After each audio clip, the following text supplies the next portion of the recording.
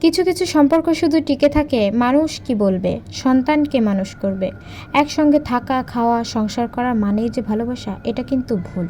So hello everyone, আসসালামু আলাইকুম। আমি আফরিনা বিন আখি, আফরিনা ব্লগ থেকে চলে এলাম আবারও একটি ছোট্ট ব্লগ ভিডিও শেয়ার করার জন্য। আশা করি সম্পূর্ণ ভিডিওটি মনোযোগ সহকারে দেখবেন। ভিডিও দেখে যদি ভালো লাগে অবশ্যই লাইক, কমেন্ট, শেয়ার করবেন। আমার পেজে নতুন হয়ে থাকলে অবশ্যই পেজটি ফলো করে রাখবেন। আমাদের বর্তমান সমাজে অনেকেই আছে যারা কিনা শুধুমাত্র মানুষ কি বলবে, বাচ্চাকে মানুষ করবে, এইসব কারণের জন্যই সংসার করে যাচ্ছে। কিছুই করার নেই। একটা মেয়ের বিয়ের পরে যদি একটা বাচ্চা হয়, সেই সংসারে যদি অনেক বেশি ঝামেলা হয়, সেই সংসার ছেড়ে আসাও যায় না।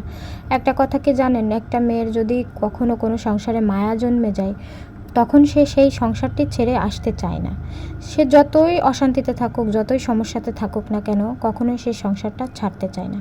আবার হয় কি যে দেখা যাচ্ছে ফ্যামিলি থেকে যদি কোনো সমস্যা করে বা সেই সংসার ছেড়ে আসার পরে একটা মেয়ে বাপের বাড়িতে কখনোই পরে যে আর ভালো থাকতে পারে না। বিয়ের আগে একরকম, বিয়ের পরে খুব একদমই অন্যরকম। একটি মেয়ে বিয়ের পরে যদি কোনো সমস্যার কারণে একটি সংসার ছেড়ে আসে, সব সময় মেয়েটার দোষ থাকলেও সে দোষ হয়, দোষ না থাকলেও সে দোষী হয়। কিছুই করার নাই। এটা হচ্ছে আমাদের সমাজ, এটা হচ্ছে আমাদের বর্তমান সমাজ। মেয়েদেরকেই বেশি দোষী করবে, মেয়েদেরকেই দোষ দিবে, মেয়েদেরকেই বলবে সব কথা। কিন্তু একটা মেয়ে কি কখনো তার সংসার বিনা কারণে ছেড়ে আসে? কখনোই না। অনেক বেশি অশান্তি, অনেক বেশি সমস্যা না হলে কখনোই একটা মেয়ে তার সংসার ছেড়ে আসে না। এটা আমাদের সমাজের মানুষ কখনোই বুঝবে না। আমি আপনিও বুঝবো না। যখন দেখব যে একটি মেয়ে তার সংসার ছেড়ে চলে এসেছে, বিতর্ক আসবেই, মেয়েটার দোষ হবেই, মেয়েটার দোষ দিবেই সবাই। এইসব কারণে, এইসব ভয়ের কারণেই একটি মেয়ে কখনোই হাজার সমস্যাতে থাকলেও সংসার ছেড়ে আসে না। কারণ বিয়ের পরে তার স্বামী বলেন, সংসারেই সব কিছু। বাপের বাড়িতে তখন তার কোনোই দাম থাকে না। এরপরে যদি হয়ে যায় একটি সন্তান, তাহলে কিছু বলারও থাকে না, করারও থাকে না, বাধা পড়ে যায়, এমন একটা অবস্থা হয়ে যায়।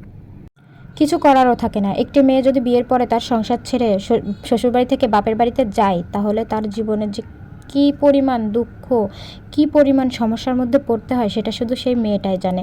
পুরা মনে হয় যে জাহান্নামে চলে এসেছে, এমন একটা বিষয়। তখন মা বাবাও কিন্তু ছাড় দেয় না। আর আশেপাশের মানুষের কথা তো বাদই দিলাম।